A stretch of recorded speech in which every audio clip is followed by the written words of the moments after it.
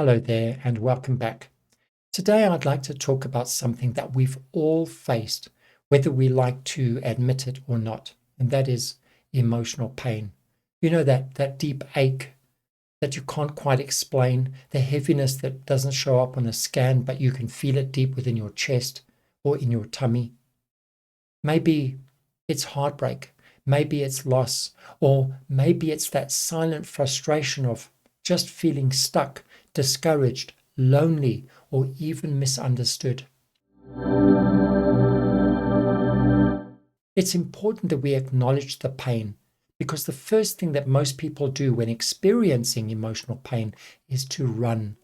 We distract ourselves, we scroll through social media, we overwork, we binge watch, anything to avoid feeling. The problem is that you can't heal what you don't acknowledge or feel.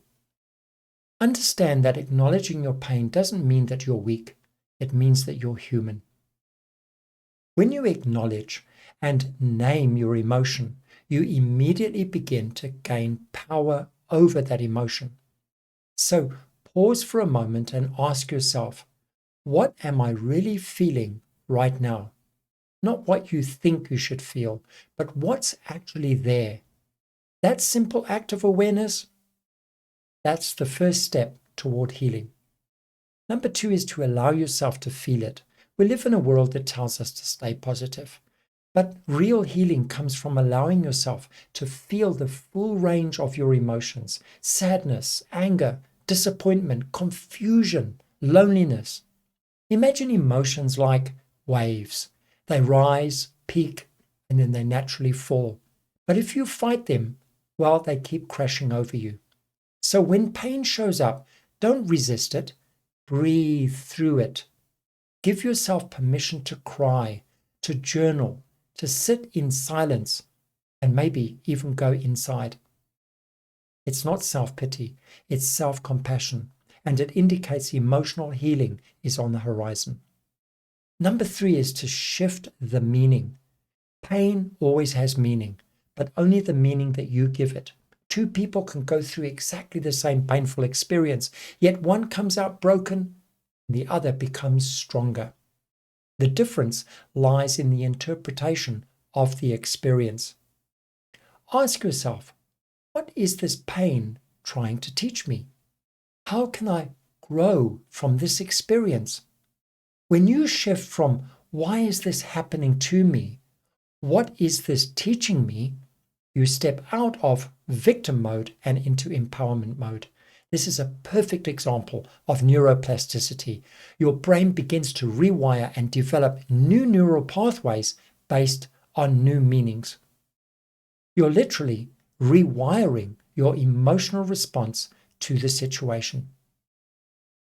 Number 4 is to replace isolation with connection.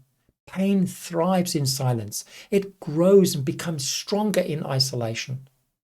Reach out to someone that you trust, a friend, a mentor, a coach, someone who will listen compassionately and without judgment.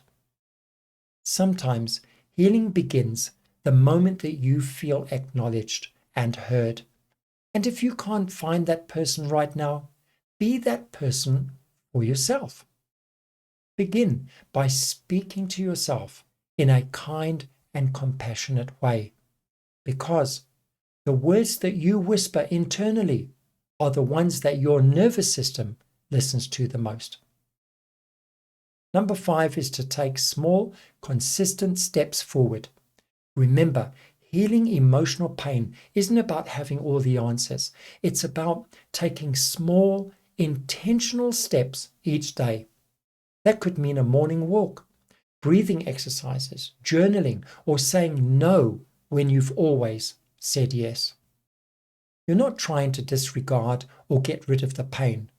You're learning to transform it into wisdom, strength, and self-awareness. Take a moment today to just breathe and remind yourself that this pain won't last forever. It's temporary, it's transitional, and it's shaping you into someone more aligned with who you truly are.